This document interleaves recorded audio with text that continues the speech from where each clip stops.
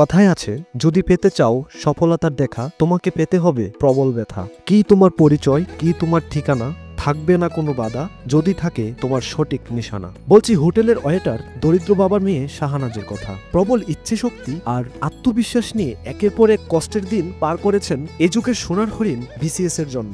আমি তো অত্যন্ত গরিব পরিবারে জন্মগ্রহণ করি। আমার আব্বু একটা সামান্য হোটেলে চাকরি করে। তো ওখান থেকে একেবারে ডাক্তার ইঞ্জিনিয়ার হইতে হবে, শিক্ষক হইতে হবে, কোনো প্ল্যান ছিল না। তবে ভালো কিছু করবো এটার জেদটা আমার ছোটবেলা থেকেই ছিল।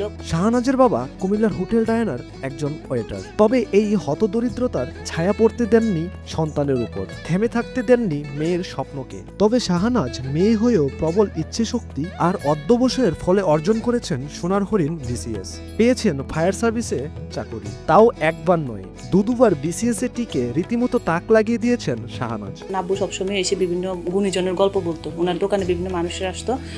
ওখান থেকে মনে হয়েছে যে একদিন বড় হয়ে আমিও ভালো কিছুই করবো ইনশাল্লাহ। আল্লাহর অশেষ রহমত, আমি প্রিলি লিখিত পাশ করি, ভাইবা উত্তীর্ণ হয়ে ইনস্ট্রাক্টর নবম গ্রেড হিসেবে বেগমগঞ্জ টিএসসিতে আমি কর্মরত আছি। এর মাঝে প্রাথমিক বিদ্যালয়ে সরকারি শিক্ষক হিসেবে কিন্তু আমি চাকরি করেছি 11 মাস। 43তম বিসিএস অডিট অ্যান্ড অ্যাকাউন্টস ক্যাডারে সুপারিশপ্রাপ্ত হয়ে গ্যাজেটেডও হয়েছে ইনশাল্লাহ জানুয়ারি 1 তারিখ থেকে জয়েন।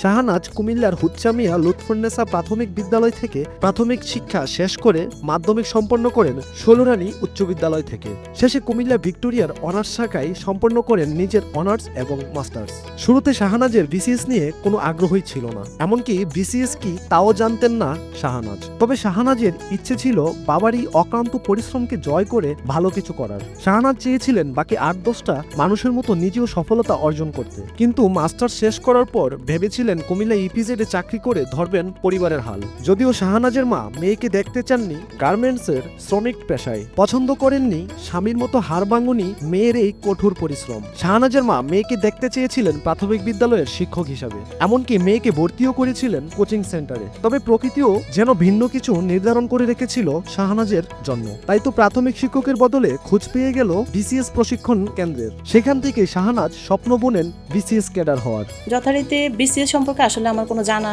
শোনা কিছুই ছিল না, আমি বিসিএস সম্পর্কে জানতামই না। অনার্স কমপ্লিট হওয়ার পরে আমার কুমিল্লা ইপিজেডে জব নেওয়ার কথা ছিল। অনার্সের পরে 7 দিনের মধ্যে আমি ইপিজেডে জয়েন করব।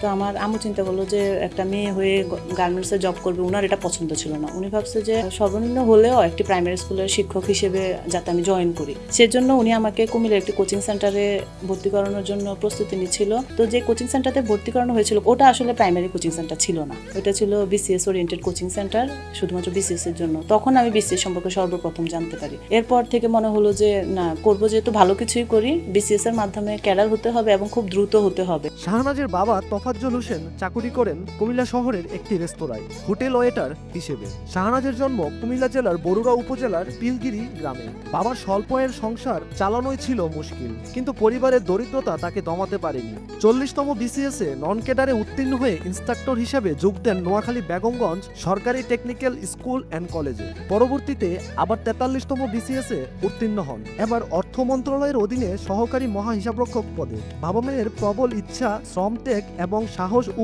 আত্মবিশ্বাসই তাকে এগিয়ে যেতে সাহায্য করেছে। তিনি এখন বাবা মায়ের প্রত্যাশা পূরণের পাশাপাশি দেশের জন্য কাজ করতে চান। প্রথম বিসিএস ছিল অনার্সের পর 40তম বিসিএস। 40তম বিসিএস থেকে আল্লাহর অশেষ রহমত, আমি প্রিলি লিখিত পাশ করি, ভাইবা উত্তীর্ণ হয়ে ইনস্ট্রাক্টর নবম গ্রেড হিসেবে বেগমগঞ্জ টিএসসিতে আমি কর্মরত আছি। এর মাঝে যখন বিসিএস তো একটি দীর্ঘ প্রসেস, এর মাঝে প্রাথমিক বিদ্যালয়ে সরকারি শিক্ষক হিসেবে কিন্তু আমি চাকরি করেছি 11 মাস। এখান থেকে ইনস্ট্রাক্টর হিসেবে জয়েন করি। 43তম বিসিএস অডিট অ্যান্ড অ্যাকাউন্টস ক্যাডারে সুপারিশপ্রাপ্ত হয়ে গ্যাজেটেডও হয়েছে ইনশাল্লাহ জানুয়ারি 1 তারিখ থেকে জয়েন। আর ইনশাল্লাহ অডিট অ্যান্ড অ্যাকাউন্টসের সহকারী মহাহিসাবরক্ষক হিসেবে যোগদান করব। আর ভবিষ্যতের আমার পরিকল্পনা আছে, এখন যেহেতু আল্লাহ রাব্বুল আলামিনের অশেষ রহমতে আমি একটি অবস্থানে গিয়েছি, এখন দেশের মানুষের উপকার তাদের জন্য আমি যাতে নিবেদিত প্রাণ থাকতে পারি এবং তাদের সকল প্রকার উপকারে যাতে আমি আসতে পারি, দেশ এবং দেশের কল্যাণে যাতে আমি কাজ করতে পারি, এটাই এখন আমার একমাত্র। নিজে লেখাপড়া না জানলেও সন্তানদের কখনো লেখাপড়া থেকে সরে আসতে বলেননি তোফাজ্জল হোসেন।